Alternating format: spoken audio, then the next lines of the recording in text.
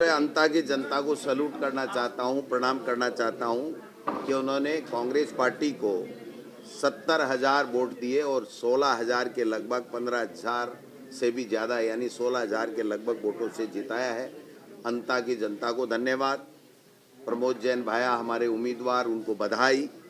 हमारे कांग्रेस के तमाम कार्यकर्ताओं को सैल्यूट, धन्यवाद कि जिन्होंने दिन रात मेहनत की और इस सरकार का 2 साल का ये टेस्ट था। इस टेस्ट में सरकार फेल हो गई। बीजेपी का जो उम्मीदवार था, मुख्यमंत्री 2 बार गए, पूर्व मुख्यमंत्री जी भी वहाँ काफ़ी दिन तक बैठी रही। बीजेपी ने धनबल का प्रयोग भी किया, अपनी मशीनरी का दुरुपयोग भी किया, लेकिन शुरू से लेकर आखिरी तक बीजेपी पिछड़ती रही और मात्र 100-125 वोटों से उन्होंने अपनी इज्जत बचाई है, वरना तो वो तीसरे नंबर चली जाती। ऐसे में ये प्रमाणित हो गया है कि राजस्थान की जनता इन पर्चियों से अपने आप को ठगासा महसूस कर रही है। इनकी कोई योजनाएं नहीं हैं, इनका कोई धरातल पे काम नहीं है, जनता इनसे नाखुश है। और ये प्री टेस्ट था इस 2028 का और इसके अंदर अंता की जनता ने ये साबित कर दिया कि हम कांग्रेस सरकार की जो योजनाएं थी वो अच्छी थी। भारतीय जनता पार्टी ने 2 साल में आपसी लड़ाई, दिल्ली की हाजिरी, पर्चियों में दम नहीं, ब्यूरोक्रेसी का भ्रष्टाचार, बीजेपी का भ्रष्टाचार, गुजरात मॉडल, गुजरात के लोग यहाँ जो काम कर रहे हैं और सारे के सारे ठेके औने पौने दामों में लेकर के और भ्रष्टाचार की चांदी कूट रहे हैं, उन सब चीज़ों के ऊपर अंता की जनता ने मोहर लगा दी है कि ये लोग बाग झूठ बोल सकते हैं, बरगला सकते हैं, भ्रमित कर सकते हैं, लेकिन जनता की सेवा नहीं कर सकते हैं। तो कांग्रेस पार्टी के तमाम कार्यकर्ताओं, नेताओं को, जूली साहब मेरे साथ में हैं, आज तमाम लोगों को प्रदेश कांग्रेस कमेटी के अध्यक्ष के नाते मैं धन्यवाद देना चाहता हूं। मेरी अभी हमारे प्रभारी सुखजिंदर रंधावा साहब से बात हुई है, उनको भी हमने बधाई दी है। उनका भी मार्गदर्शन इस उपचुनाव के अंदर बहुत महत्वपूर्ण रहा था। हमारे तमाम सीनियर लीडर, चाहे वो अशोक गहलोत जी हों, चाहे सचिन पायलट जी हों, जूली साहब हों, तमाम लोगों ने जाकर के वहाँ पर एक जो संदेश दिया, कांग्रेस की एकजुटता और कांग्रेस की हमारी नीतियाँ, कांग्रेस का कार्यकर्ता की मेहनत और इस पर्ची सरकार का पूरी तरीके से फेलियर, ये सब मिला करके यहाँ अंता चुनाव हम लगभग 16,000 वोटों से कांग्रेस पार्टी जीती है। 2028 के अंदर 100% कांग्रेस भारी बहुमत के साथ में जीतेगी।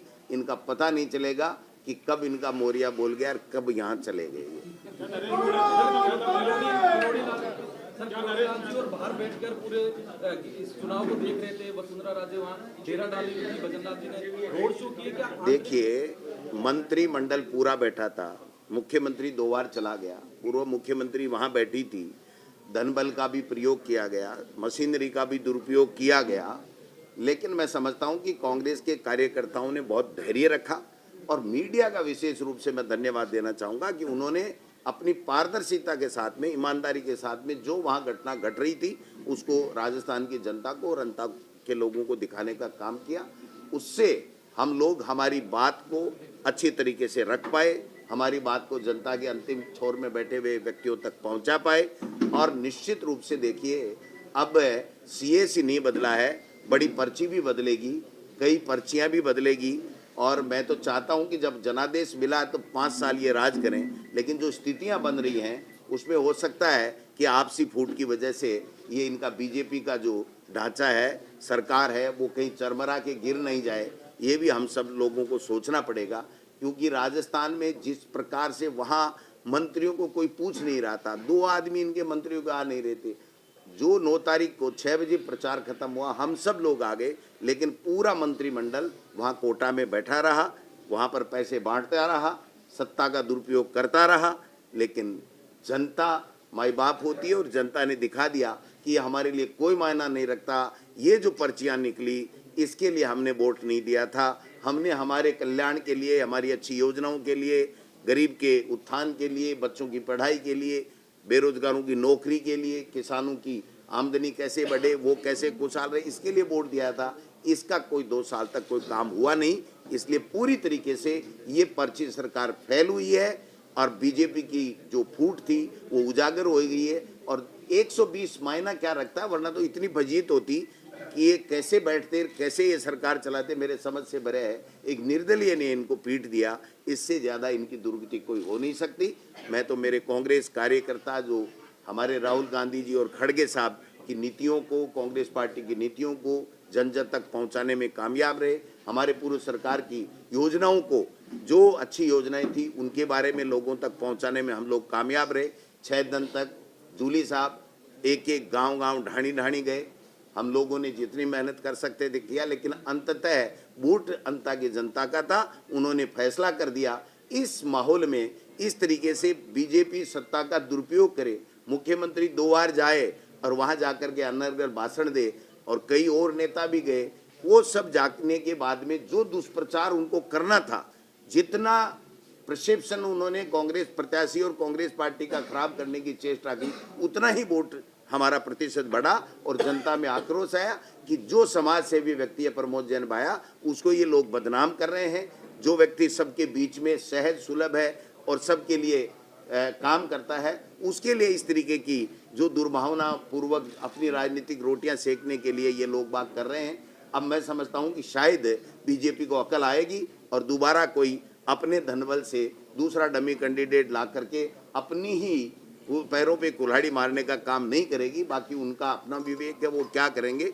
लेकिन राजस्थान की अंता की जनता ने ये साबित कर दिया कि हमें काम चाहिए, हमें विकास चाहिए, हमें लोगों का कल्याण चाहिए, हमें शांति चाहिए, हमें यहाँ पर गुंडागर्दी बदमाशी ये नहीं चाहिए। ये अंता की जनता ने इस उपचुनाव में साबित कर दिया। कहीं ना कहीं कांग्रेस को फायदा मिला है वोट चोरी के मुद्दे को लेकर। देखिए, निश्चित रूप से वोट चोरी का जो मुद्दा है और हमारे कार्यकर्ता इस पे सजग हो गए और एक एक वोट को उन्होंने जाकर के टच किया और इनको फर्जी वोट, इन्होंने सत्ता का दुरुपयोग किया, उसका भी डट के मुकाबला किया। वरना हमारी जीत जाती 25,000 के लगभग अगर ये पैसे नहीं बांटते और ये सत्ता का दुरुपयोग नहीं करते। मंत्रिमंडल पूरा पड़ा रहा, लेकिन मुझे तो आश्चर्य हो रहा है उन मंत्रियों ने भाषण क्या दिया होगा, जनता को क्या कहा होगा कि हमने 2 साल क्या किया। मुख्यमंत्री ऊपर रैली के अंदर, रोड शो के अंदर नोट कर रहे हैं क्या क्या काम कराने हैं। तो भाई 2 साल तक क्या आप भजन ही गाते रहे, आपने काम नहीं किया। मुख्यमंत्री वसुंधरा जी उनको तब नोट करा रही है जब वो ये दिखा रही थी कि मुख्यमंत्री जी आपने कुछ नहीं किया, ये जनता की समस्याएं थी जो आपने की नहीं है। इससे ये और ज्यादा प्रमाणित हो गया कि न वसुंधरा जी की मानी गई सरकार में, न मुख्यमंत्री की चली, न उनका कोई विजन था कि लोगों के काम करें। तो जनता ने बता दिया कि भाई तुम जाओ 2028 की तैयारी करो और कांग्रेस पार्टी को आने दो, जिसने बहुत अच्छे काम किए हैं। और जो राहुल गांधी और खड़गे साहब हमारी बात जो आवाज़ उठाते हैं, हमारी समस्याओं के समाधान के लिए लड़ाई लड़ते हैं, इसलिए जो विपक्ष का जो हमारा रोल था 2 साल में, वो भी जूली साहब के नेतृत्व में हमने विधानसभा में भी अच्छा किया। हमारे सारे सीनियर लीडर सब कांग्रेस एकजुटता के साथ में चुनाव लड़ी है और कार्यकर्ताओं ने मेहनत की है। प्रमोद जैन भाई की अच्छी छवि थी और सरकार पूरी तरीके से 100% फेल हो गई है पर्ची सरकार। इसलिए ये परिणाम जो आया आपको फायदा हुआ, नुकसान हुआ क्या? वो अपना चुनाव लड़ रहा था, हमारे फायदे के लिए थोड़ी लड़ रहा था। वो तो 120 वोट अगर और कम हो जाते हैं तो बीजेपी की तो इतनी दुर्गति होती कि वो मुंह दिखाने लायक नहीं रहते।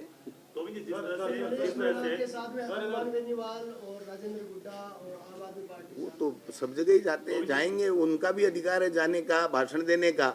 लेकिन जनता किसको स्वीकार कर रही है? जनता अनर्गल बयानबाजी को नहीं स्वीकार करती। जनता चाहती है हमारे लिए आप क्या विजन लेकर के आए और 2 साल आपने क्या किया, वो चीजें सरकार से पूछ रहे थे, वो सरकार बताने में फैल रही। साहब मौर्य बोला है कांग्रेस की जीत है, लेकिन हार आप किसको मानते हैं, वसुंधरा राजे की या मुख्यमंत्री? इस पर्ची सरकार की फेलियर, उसकी गलत नीतियां, जन विरोधी नीतियां, हमारी अच्छी नीतियों को उन्होंने खत्म किया या कमजोर किया। तो जनता में आक्रोश था कि ये 5 साल तक जो अच्छे योजनाएं लेकर के कांग्रेस की सरकार लेकर के आई थी, इन्होंने 2 साल में कुछ भी नहीं किया। झूठे भाषण दिए, झूठे आश्वासन दिए, आपस में लड़ते रहे। मैं मुख्यमंत्री बनूं, आज हटूं, कल हटूं, तीसरे चौथे दिन तो हेलीकॉप्टर लेकर के और मुख्यमंत्री दिल्ली चले जाते हैं। तो काम कब करेंगे? तो ये सारी चीजें